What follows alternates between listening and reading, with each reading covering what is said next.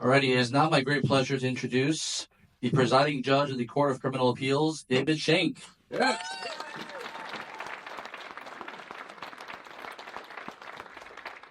Thanks, everyone, and I want to thank you all for your help this last election. I want to thank the chairman. I want to thank American Jewish Conservatives and all the other sponsors of today's event. It's good to do an event here at home. As you heard, I'm the presiding judge of the Texas Court of Criminal Appeals. In Texas and Oklahoma, we have a rather unique system. We have two high courts.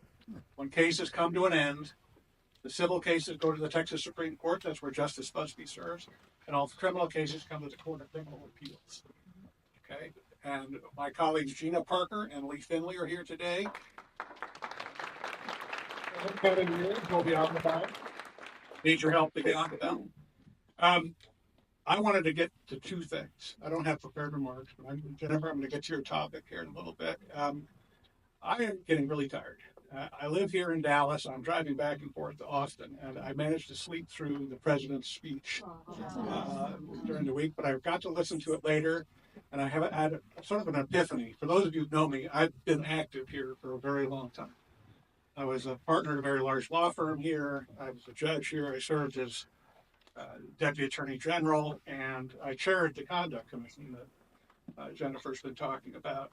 And like some of you, perhaps, I've watched President Trump with a great deal of interest as he's gone through the arc of his career. And for several years, I would have this observation that many other people would have is, I wouldn't have said that. I wouldn't have said that. But I've also been in a lot of rooms and a lot of meetings where important things are being discussed. And I've listened to people saying really inane things. And I thought, I probably shouldn't interrupt them, shouldn't cut them off. I shouldn't state what I want. We've gotten to the point where so many Americans are just sitting in rooms like that saying, that sounds nuts. I don't think I'm going to say anything about it. That time is over. Amen.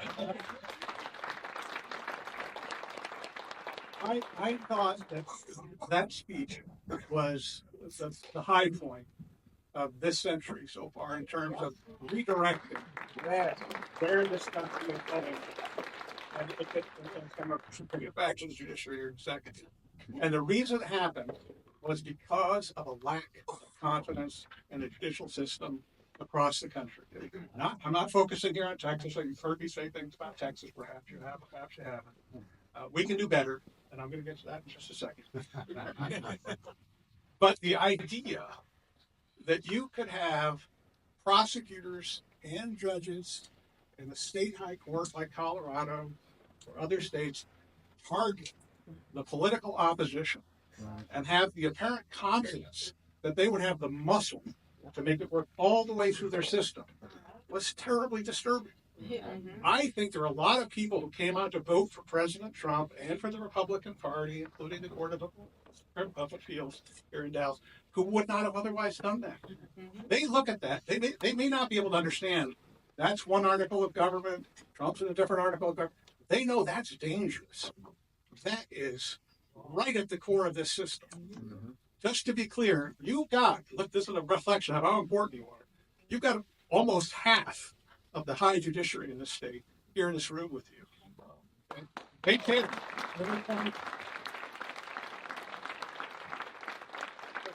Two things that they're not. Okay, they are not a subsidiary of the governor's office. They're not a junior partner to the legislature.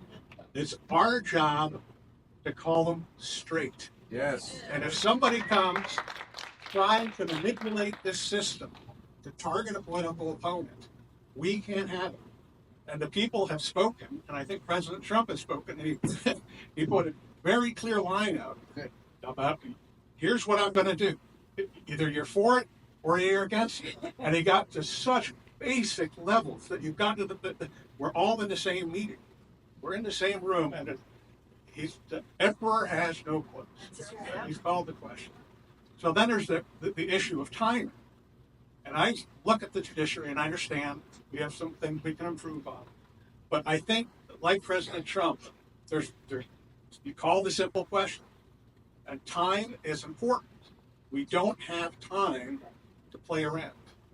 The people need to know that they don't have to pay attention to who the judges are, but they have to be competent in order to get there, right? And so for right now, you need to know who these judges are. You need to know who these judicial candidates are. You need to come out, you need to meet them, you need to get comfortable and support them. But if you can't, you need to act on it. And as I say, I shared that conduct. Jennifer and I have spoken, and a couple of times. There's things that I don't agree with that she wants, but the main thing is we need to act. And I can assure you, most of the time, most of the judges you are going to see are really good people, and they're doing the level best they could possibly do. They're honest, they're hardworking, they show up. But most of the time, it's good. Okay? Sometimes there'll be mistakes, and you have to give people a little grace and leeway to make mistakes.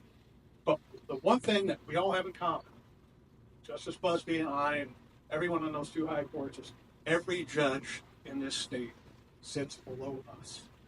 It's not acceptable for us to say somebody else will deal with this. We're close enough, we're good enough.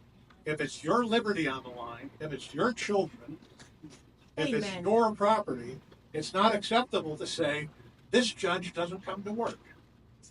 I've got a case, someone was just telling me, I have a case that's been pending for 9 years in Dallas County. Okay, what are we going to do about that? I don't know, but somebody has to be answerable for that. So I support the word accountability in your title. I'm with you. The details, to me, there's a time, and I think President Trump is very good at this. I don't care what the details are. We're going to get something done right here, and we're not going to play around anymore. So I hear you. I'm with you. We appreciate everything you've done. Please say hello to Judge Barker, Judge Geary, and Judge Finley. And I believe you're going to shoot me off, and we're going to hear about the wonderful things going on at the Texas Supreme Court from our friend Brett Busby. And a round of applause for Presiding Judge David Schenck, everybody.